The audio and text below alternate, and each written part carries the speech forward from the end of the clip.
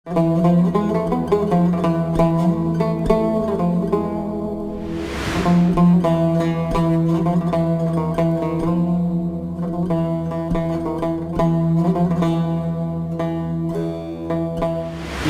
أن الماتريدية والحنفية قدموا العقل. Haqiqatan bu kabi gap so'zlar quloqqa chalinib turadi.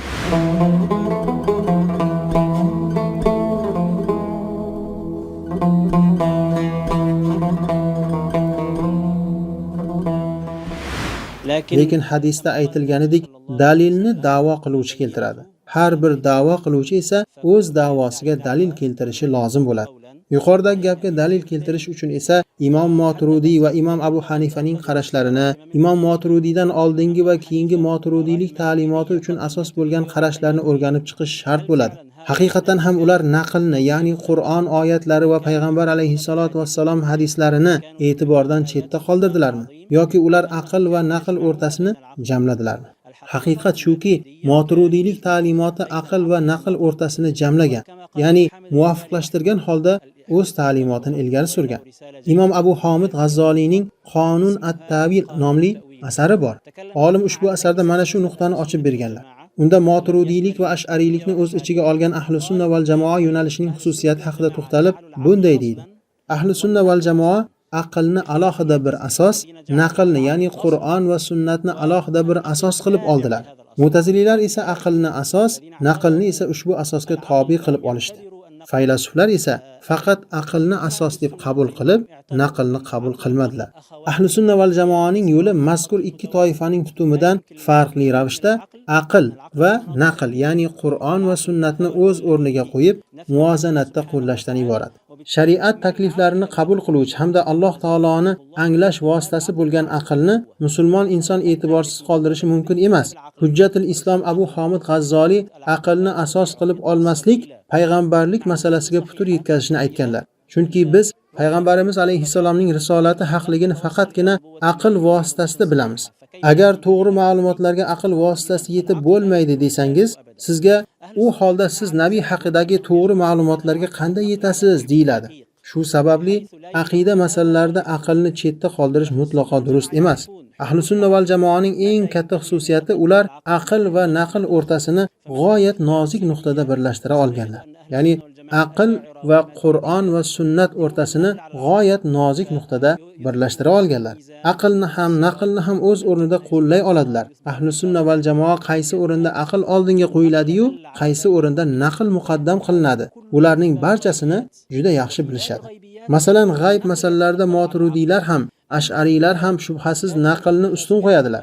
Tarozi, Sirot ko'prigi, jannat va do'zax, avliyolarning karomatlarini haq deb biladilar. Ya'ni ular haqida naqlda qanday kelgan bo'lsa, shunday qabul qiladilar. Mana shu masalalarda naql aqldan ilgari qo'yiladi.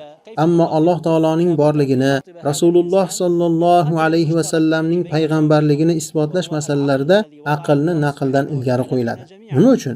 Chunki musulmon bo'lmagan shaxs Alloh taolo haqida ham, payg'ambar haqida ham, Qur'on haqida ham bilmaydi. U bilan o'rtangizda mushtarak vosita, ya'ni aql bilangina fikr almashishingiz mumkin bo'ladi. Shu sababli ham ahli sunna val jamoa Allohning borligi va payg'ambarlarning haqligi masalalarida aqlni muqaddam qo'yganlar. Allohning borligini isbotlab olgandan so'ng, u zotning sifatlari masalasida yana naqlni aqldan ilgari qo'yganlar hamda uni aql bilan quvvatlaganlar. Xuddi shu tarzda aqidaning turli masalalarida o'z o'rniga qarab gohida aqlni, gohida naqlni, gohida esa har ikkisini jamlagan holda o'z ta'limotlarini yoritganlar. Islom ulamolari, xususan mutakallimlar, go'yo chegara himoyachilarga o'xshaydilar. Ya'ni islom e'tiqodini tashqaridan bo'ladigan fikriy hujum va xurujlardan himoya qiladilar. Dinga shubha orqali hujum qilganlarga munosib javob berishadi. Xo'sh, qanday javob berishadi? Agar musulmon kishi shubha tashlasa, unga aql va naql vositasida javob beriladi. Agar musulmon bo'lmaganlar hujum qilsa-chi, ularga naql nuridan quvvatlangan aql bilan ulamolarimiz javob berishgan. Demak, Moturudiy yoki Hanafiylar aqlni naqldan, naql deganda ya'ni Qur'on va sunnatdan ustun qo'yadilar degan gapning mutlaqo asosi yo'q. Imom Moturudiyning Tavhid asari nashrini Imom Moturudiy xalqaro ilmiy tadqiqot markazida amalga oshirdik. Ushbu kitobni o'rganib ko'ring. Deyarli biror sahifa Qur'on oyatidan xoli emas. Qolaversa Imom Moturidiy qanday qilib aqlni naqldan ustun qo'yadilar? Axir u zot Qur'oni Karimni to'liq tafsir qilib 15 jildli asar yozgan bo'lsalar. Shunday ekan, ahli sunna ulamolari aqlning o'rnini ham yaxshi bilganlar. Qur'on va hadisni ham g'oyat teran anglaganlar. Shu bilan birga ularda hikmat bor edi.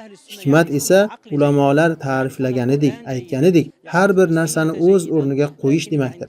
Har bir narsani o'z o'rniga qo'yish degani, ya'ni qachon aql oldinga qo'yiladi-yu, qachon naql birlamchi deb bilinadi, qachon ularning orasi muvozanatda jamlanadi. Ularning barchasini yaxshi tushunib yetganlar.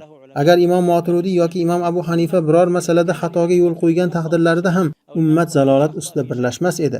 Zero payg'ambarimiz alayhissalom mening ummatim zalolat ustida birlashmaydi deganlar. Agar Imom Moturidiy yoki Abu Hanifa biror masalada xatoga yo'l qo'yganlarida dunyodagi boshqa olimlar ularning xatosiga ko'z yumib ketarmidilar? Agar ular xato qilgan bo'lganlarida ham olimlar bunga jim qarab turmas edilar. Balki ulamolar Imom Abu Hanifa va Imom Moturudiyning qarashlarini qabul qildilar, ularni qo'llab-quvvatladilar va ularga sharhlar yozishdi. Shu tarzda bugungi kunga qadar ularning merosi yetib keldi va amalda qolmoqda. Moturudiylik ta'limoti islomning sharq va g'arbida birdek o'qitiladi. Agar mazkur ta'limot bid'at ta'limot yoxud sahobalar yo'liga zid bo'lganida edi, bu holat islom ummati zalolat ustida birlashganiga dalolat qilar edi. Va bu payg'ambarimiz alayhissalomning mening ummatim zalolat ustida birlashmaydi degan so'zlariga teskari holat bo'lib qolar edi.